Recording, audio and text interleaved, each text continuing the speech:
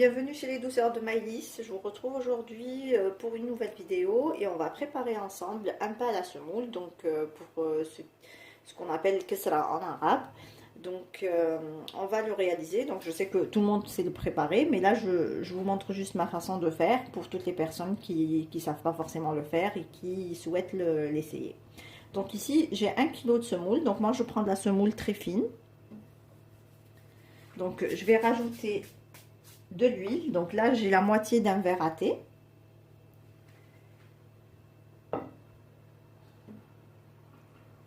Et je vais venir travailler la semoule entre mes mains pour bien l'enduire d'huile.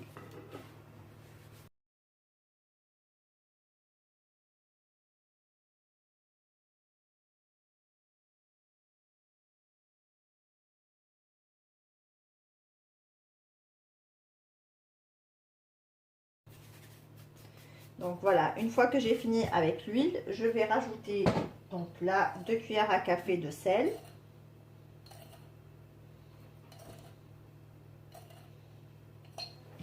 Je vais venir mélanger.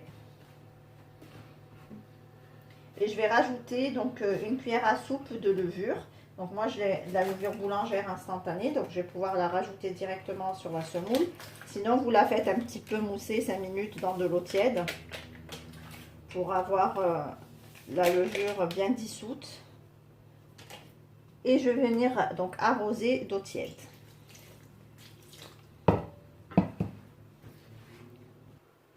Donc je rajoute l'eau petit à petit et je ramasse la pâte.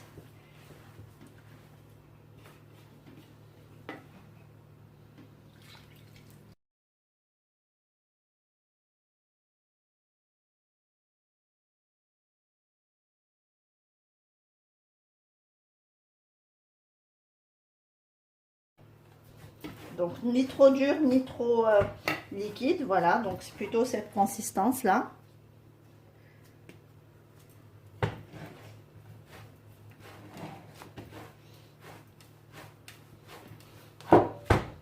Voilà.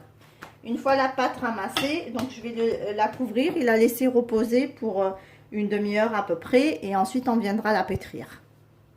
La pâte après l'avoir laissée reposer quelques minutes, donc là je vais venir la pétrir. Donc moi je vais la mettre dans mon pétrin et je vais la pétrir pendant 4 à 5 minutes jusqu'à en fait obtention d'une pâte bien souple et bien lisse. Donc ici je débute mon pétrissage et puis en cours je vais rajouter l'équivalent d'une cuillère à soupe de semaine pour moi qui peut être remplacée par une cuillère à soupe de beurre. Et là je poursuis donc mon pétrissage encore 2-3 minutes. Voici donc le résultat obtenu. On obtient une pâte bien souple et bien lisse. Donc je la dépose sur mon plat de travail, je la retravaille un petit peu et je vais venir la diviser en 4 boules de taille identique. Donc là avec 1 kg de semoule, donc on peut faire jusqu'à 4 galettes. Donc après à vous de choisir la taille de votre galette si vous la voulez grande ou plus petite.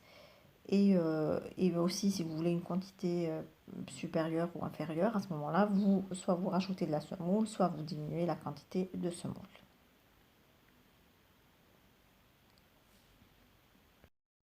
Donc là, je viens étaler ma boule de pâte au rouleau à pâtisserie. Donc vous pouvez aussi l'étaler à la main. Et j'essaye de lui donner une belle forme ronde.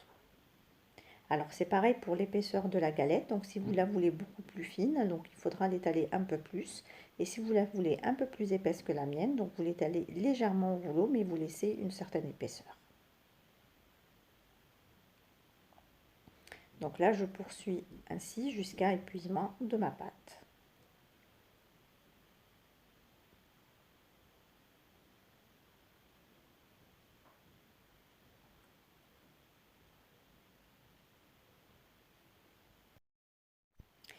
Une fois mes 4 galettes formées, donc je vais les déposer sur un linge propre. Je vais les couvrir et les laisser reposer pendant 15 à 20 minutes avant de passer à la cuisson. Donc maintenant on va passer à la cuisson. Donc moi j'ai chauffé mon tagine sur ma gazinière.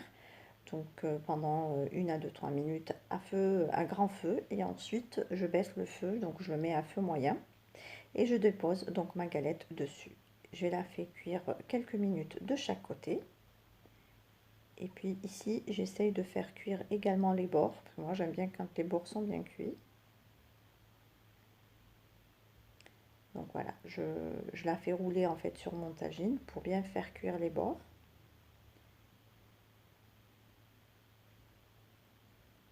Voilà, je recommence avec une deuxième. Donc dès que je la mets en fait sur mon tagine, elle va former des petites bulles que je vais venir en fait euh, juste percer avec un cure-dent pour faire passer la chaleur à l'intérieur de ma galette, et du coup ça permet au pain de cuire également de l'intérieur. Donc voici le résultat final de notre galette. Donc comme vous pouvez voir, donc elle est bien cuite, on voit bien la mie, elle est bien alvéolée. Donc je la découpe, donc je la laisse un petit peu tiédir avant de la couper. Et puis là, je vais vous montrer donc l'intérieur. Vous pouvez voir comme la galette est bien cuite aussi de l'intérieur. Donc on obtient une galette bien moelleuse. Voilà, donc si vous la voulez un peu plus épaisse que la mienne, donc quand vous étalez votre pâte, vous laissez un petit peu plus d'épaisseur. Et puis au repos et même à la cuisson, avec le contact de la chaleur, la galette va prendre un petit peu d'épaisseur. Ici on arrive à la fin de notre vidéo, j'espère que celle-ci vous a plu. En tout cas, si vous avez aimé, likez et partagez, et laissez-moi vos avis en commentaire. Si vous êtes de passage sur ma chaîne, n'hésitez pas à cliquer sur le bouton abonner et à activer la cloche des notifications pour ne rien rater. Merci de m'avoir suivi et à très bientôt chez les douceurs de Maëlys.